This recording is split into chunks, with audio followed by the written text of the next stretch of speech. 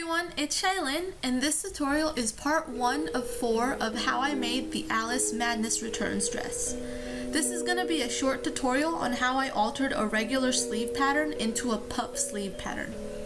In this video, I used the sleeve pattern from Gertie's Night and Day dress pattern, but it works for any regular sleeve pattern.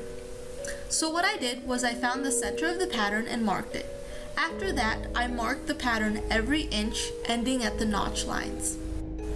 The reason I stopped at the notch lines is because I'll be gathering the sleeve to make the puff, and I didn't want gathers at my armpit. I also marked a horizontal line from the end of the sleeve. I'll use this line later on to make sure the sleeve is spread out horizontally, but it doesn't shift up and down. Now I'm doing what's called the slash and spread method. I'm cutting at the lines I marked and spreading the pattern pieces an inch apart. This is so I can make sure I spread the pattern evenly for my gathers. You can spread your pattern more or less depending on how much puff you want your sleeve to have. The wider the sleeve, the puffier it'll be.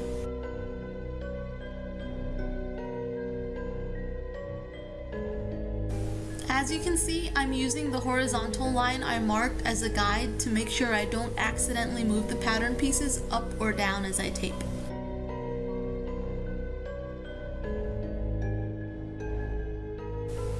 Now that the pieces are spread apart, I mark 2 inches below the center of the sleeve and 2 inches above the center of the sleeve. Then I'm marking a new curved line from the edge of the sleeve down to the center bottom of the sleeve and back up to the other edge of the pattern. And then for the top, I'm starting at the notch line, curving up to the top center, and ending at the other notch line. Adding the length to the sleeve like this makes the sleeve puff into a ball. The more length you add to the top and the bottom of the center of the sleeve, the bigger the sleeve puff.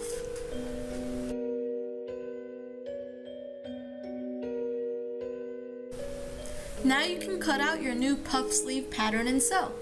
What you'll do from here is gather between the notch lines at the top of the sleeve and sew it onto the bodice. Then gather the bottom of the sleeve and sew a sleeve band to it. This is what the final puff sleeve looks like after gathering and sewing. As you can see, since I marked the notches on the sleeve, I left that portion of the sleeve ungathered, so there wasn't any bulk at the armpit area.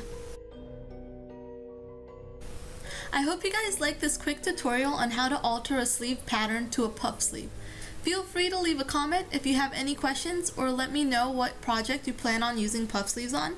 And don't forget to subscribe to my channel for the rest of my Mad Alice costume videos.